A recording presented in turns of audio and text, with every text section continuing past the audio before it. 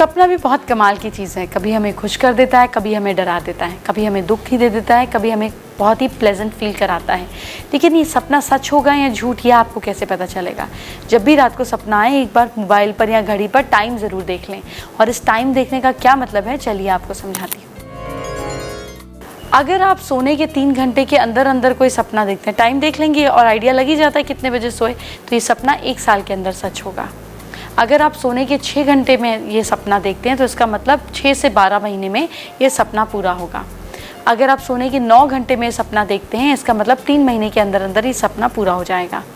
अगर आप सोने के 12 घंटे के अंदर ये सपना देखते हैं, इसका मतलब 1 महीने में ये सपना पूरा हो जाएगा। यूजुअली सुबह का देखा गया सपना, ब्रह्म मुहूर्त अर्ली मॉर्निंग 4:30 से 6:30 का देखा गया सपना सच होता है। और दिन निकलने के बाद देखे गए सुबह के सपने 15 दिनों के अंदर फल देते हैं। अगर रात को 3 बजे से लेकर सुबह सूरज निकलने से पहले के बीच में सपना देखा गया हो, तो ये 1 हफ्ते में रिजल्ट देता है। आधी रात को 12 बजे के आसपास देखा गया सपना 1 महीने में फल देता है। अगर एक रात में 1 से ज़्यादा सपने आए, तो आखिर में देखे गए सपने का ही रिजल्ट मिलता है। सपना भी कितनी कमाल की चीज़ होती है। कभी सच हो जाए तो ज़िंदगी बदल जाती है, लेकिन बुरे सपने सच नहीं होने चाहिए। पर हम अच्छे बुरे की बात नहीं करते हैं, आपको बताते हैं कौन से बजे का या कितने बजे का सपना देखा गया सच होगा, ये तो मैंने आपको बता दिया। लेकिन कौन सी तारीख का सपना सच होगा, ये आपको बताना बाकी है। और जो मैं डेट्स आपको बताऊंगी, आपको ईजिली पंचांग से पता चल जाएगा। आजकल तो लोग पंचांग को ऐप की तरह ही फ़ोन में डाउनलोड कर लेते हैं, तो आपको मुश्किल नहीं होगी। सिर्फ आपको याद होना चाहिए किस दिन देखा था। चलिए अब बताती हूँ। अब कौन सी डेट्स का सपना जो है ये जल्दी फल देता है? शुक्ल पक्ष यानी कि ग्रोइंग फेज ऑफ मून में सप्तमी, अष्टमी, 9वीं और 10वीं 7th, 8th, 9th और 10th डे, और कृष्ण पक्ष की 7वीं और 14वीं तारीख को देखे गए सपने जल्दी फल देते हैं।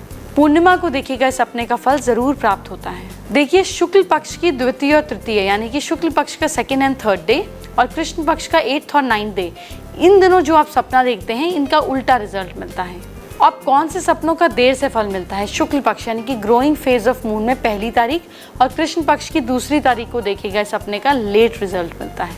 इसी तरह से शुक्ल पक्ष की चतुर्थी यानी कि 4th and 5th डे को देखे गए सपने का रिजल्ट 2 महीने से 2 साल के अंदर मिल जाता है। आइए बात करते हैं आज की स्पेशल एस्ट्रो टिप का।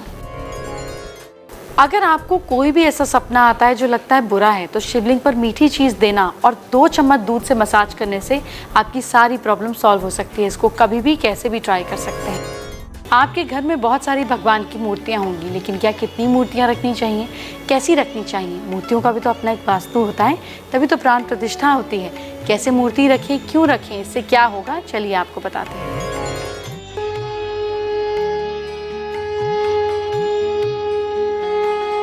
देखिए, मूर्तियों की जहाँ तक बात है, तो आपको समझना होगा कि अपने घर में बहुत बड़ी बड़ी मूर्तियाँ नहीं लाएं।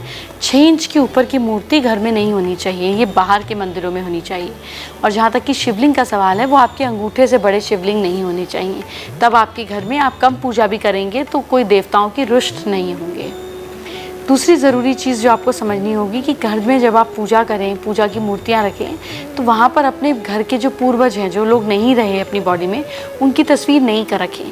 मूर्तियाँ हम इसलिए रखते हैं कि देवताओं के अंदर एनर्जी आए, एनर्जी अनवोक हो।